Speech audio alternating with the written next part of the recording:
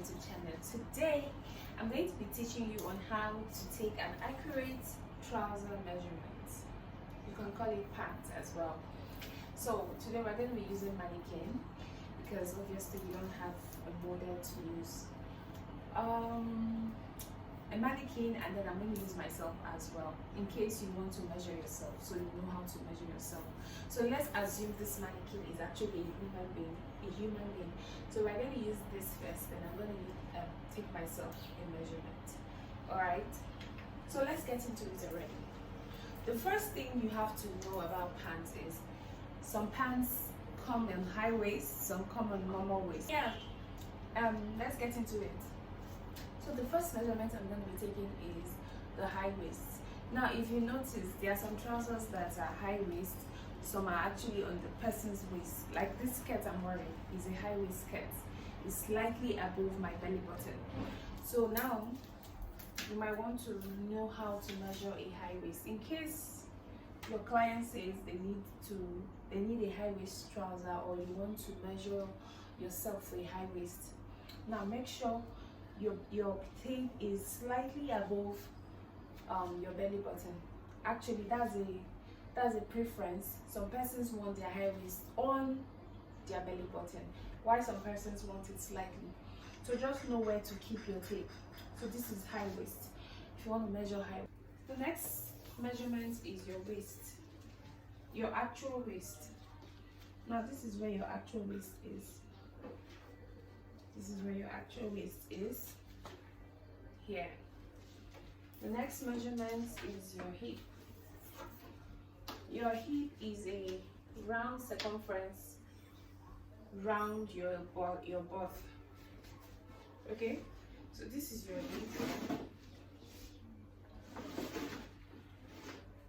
Your tape must go round your butt to get an actual hip measurement.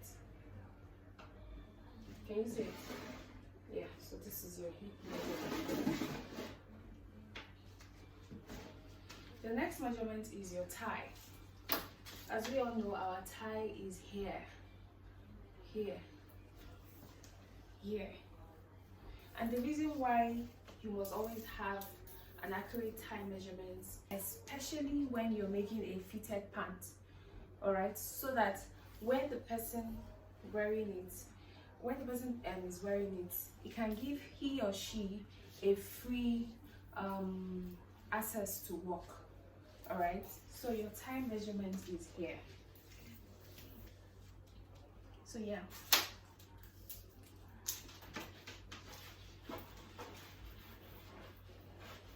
this is your thigh.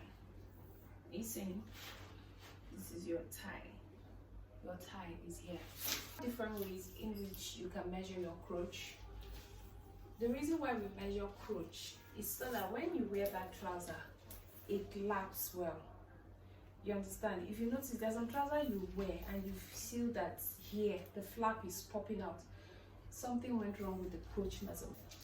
Like this, round, like this, where you expected the trouser waist to stop.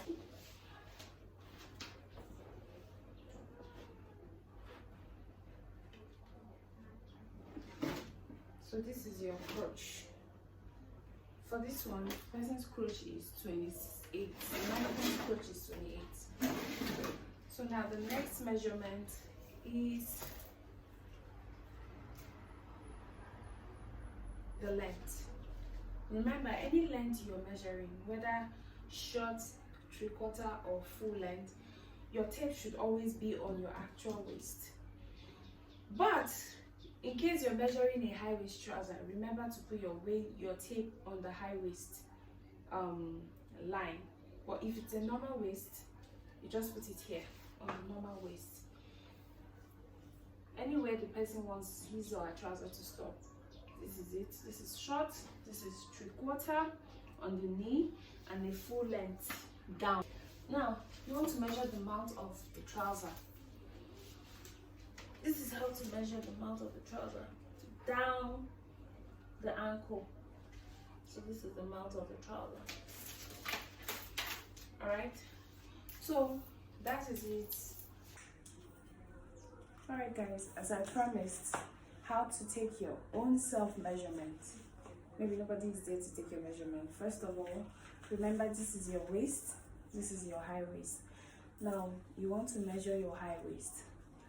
This is where I prefer my high waist being on my belly button. On my belly button. So this is it. Round my belly button. This is for me, my high waist. But a lot of times this is where high waist usually is. Any other one higher than this? I don't know if that one is high waist, but this is where high waist usually stops. Slightly above your belly button or on your belly button. Alright? Now next measurement is going to be your actual waist. This is my actual waist. Here. This is your waist. Sorry. This is your waist. Here. This is your waist. Alright?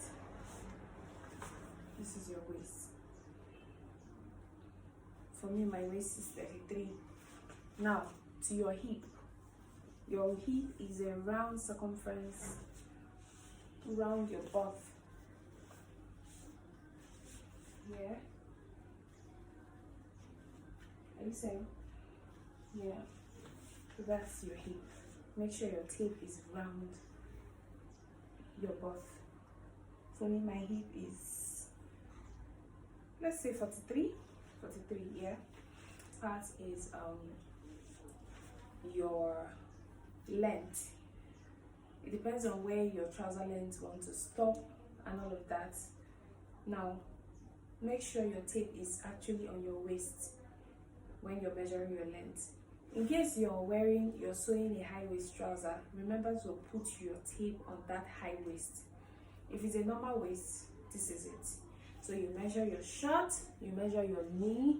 Now, if you want to measure your short, for me, this is where my short is. So this is what I do.